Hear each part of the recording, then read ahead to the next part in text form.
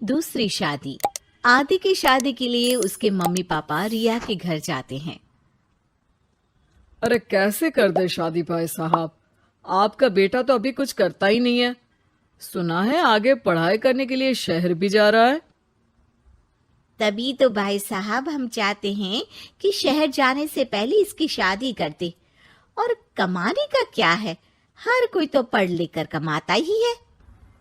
हाँ हाँ, और गांव का सबसे बड़ा मकान और समृद्ध परिवार से है आदि। मुझे तो समझ में ही नहीं आता, इतनी जल्दी शादी। रिया भी अभी पढ़ रही है, इतनी अच्छी है वो पढ़ाई लिखाई में, कैसे शादी कर दूं। आप लोग थोड़ा समय दे। आदि के माता पिता घर चले जाते हैं, जहां आदि के पिता कहते हैं, अरे भाग्यवान, मुझे तो समझ ही नहीं आ रहा कि तू क्यों इतनी जल्दी आदि की शादी करवाना चाहती है। पढ़ लिख कर कमाई धमाई करने लायक हो जाए तो फिर कर देना शादी। अरे आप चुप रहिए।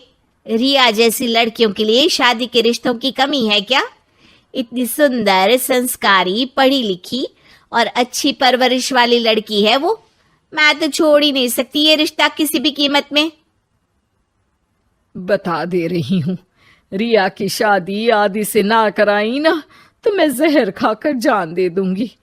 पूरे गांव में नाम है उन लोगों का, नौकर चाकर कितने लगे हैं उनके घर में। अरे मेरी बेटी तो राज करेगी, राज।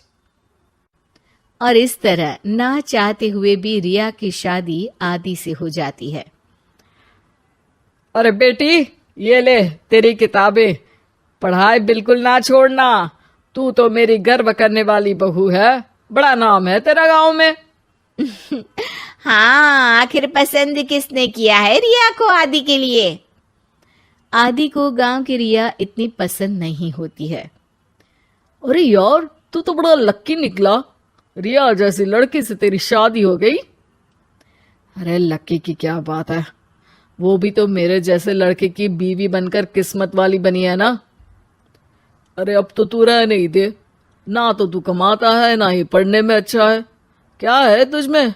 बस पैसा, और वो भी बाप का। आदि को दोस्तों की बात पर बहुत गुस्सा आता है। पिताजी, मैं शहर जाना चाहता हूँ आगे की पढ़ाई के लिए। अरे बेटा, लेकिन यहाँ की पढ़ाई तो पहले पूरी हो जाए। नहीं नहीं, अब मैं किसी भी हालत में शहर में ही रहकर पढ़ाई करूंगा। रिया को आदि का ये व्यवहार अजीब लगता है कि अचानक नई शादी के बाद आदि ऐसा क्यों बोल रहा है। खैर, आदि पढ़ाई के लिए शहर चला जाता है और रिया गांव में रहकर सास ससुर की सेवा करती और बचे वक्त में पढ़ाई। अरे देखो, दामाद जी तो शहर चले गए, हमारी बेटी बेचारी अकेली रह गई। उसे कुछ दिनों के लिए यहीं बुला लाओ ना। रिया की माँ रिया के ससुराल उसे लेने जाती है कि उसके सास ससुर कहते हैं, अरे नहीं नहीं बहन जी, हमारा मन तो रिया के बिना नहीं लगेगा। हाँ माँ, इनको तो शहर जाना ही था पढ़ाई के लिए, बस थोड़ा पहले चले गए। माँ खाली हाथ वापस आ जाती है। आदि शहर में मन लगाकर पढ़ाई करता है और इंजीनियरिंग के लिए दाखिला ले लेता है, तो वहीं रिया भी एमए की पढ़ाई में प्रवेश लेकर समाज सेवा में मन लगाती है। तुझे देखकर लगता है कि मैंने तेरे साथ ठीक नहीं किया बेटी। शादी तो करवा दी लेकिन पति का साथ नहीं मिला। अरे तो क्या हुआ, जैसे मैं अपने माँ पापा के साथ थी वैसे अब आप दोनों के साथ हूँ, है ना? सास खुश हो जाती है। अरे सुनो, बहू आदि लौट रहा है शहर से, वो कल आ जाएगा, तुम लोग तैयारी कर लो। रिया ये सुनकर खुश हो जाती है। वो सोच लेती है कि अब वो कुछ दिनों तक आदि के साथ क्वालिटी टाइम बिताएगी। लेकिन जब आदि घर आता है तो उसके साथ होती है एक शहर की लड़की जो जींस और टॉप में होती है। ये मेरी दोस्त है, मेरे साथ रहेगी। आदि उसे अपने मम्मी पापा से मिलवाता है लेकिन रिया से नहीं। रिया सबके लिए खाना लगाती है। अरे ये नौकरानी कितनी सुंदर है, खाना भी अच्छा बनाया है। अरे नहीं नहीं, ये नौकरानी नहीं, मेरी बहू यानी आदि की बीवी है। ये सुनकर लड़की शांत हो जाती है और आदि की तरफ देखने लगती है, फिर वहां से चली जाती है। अरे माँ, क्या जरूरत थी घर की कहानी बताने की? देखा, अब वो बुरा मान गई ना। वैसे भी मैं आप लोगों को बता देता हूं, मुझे रिया के साथ नहीं रहना। मैं शिवानी से प्यार करता हूं और उसी से शादी करूंगा। मैं रिया को छोड़ रहा हूं। आदि ये बोलकर उस लड़की के साथ शहर चला जाता है। रिया ये सब देखकर रोने लगती है, अपने कमरे में चली जाती है जहां सास ससुर उसके पीछे आते हैं। हमें माफ कर दे बेटा। वो दोनों उसके सामने हाथ जोड़ते हैं। आप लोग ऐसा क्यों बोल रहे हैं? ये तो मेरी किस्मत थी, पर अब मैंने सोचा है कि मैं भी आगे पढ़ाई करके आगे बढ़ूंगी। रिया पढ़ाई लिखाई करके पूरे जिले की कलेक्टर बनती है। आदि उसे छोड़कर शिवानी से शहर में ही शादी कर लेता है।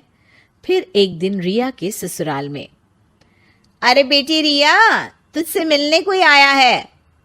कौन है माँ? हमें आपकी बहू के बारे में सब पता है। मैं आप लोगों से अपने बेटे के लिए आपकी बहू का हाथ मांगने आई हूं।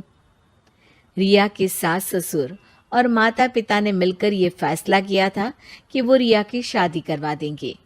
पूरे जिले में नाम कमा चुकी रिया की शादी उससे भी बड़े ओहदे के सिट से हो रही होती है कि शादी वाले दिन आदि भी वहां आ जाता है।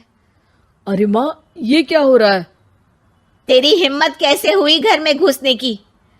पूरे गांव में हम लोगों की नाक कटा अकेला छोड़ गया था एक लड़की के लिए, अब क्या लेने आया है? माँ, वो लड़की ठीक नहीं निकली। उसने मुझे धोखा दे दिया माँ। मैं रिया की कीमत समझ चुका हूँ। अरे इतने बड़े जिले की कलेक्टर है वो। मैं यहाँ नहीं था, फिर भी उसने आप लोगों का पूरा ध्यान रखा। बहुत लेट हो चुका है बेटा। रिया आज अपनी नई जिंदगी की शुरुआत करने जा रही है, अब उसे भी जीने का हक है। वो तेरी सुविधा से जिंदगी नहीं जी सकती। तूने तो हीरा खो दिया बेटा।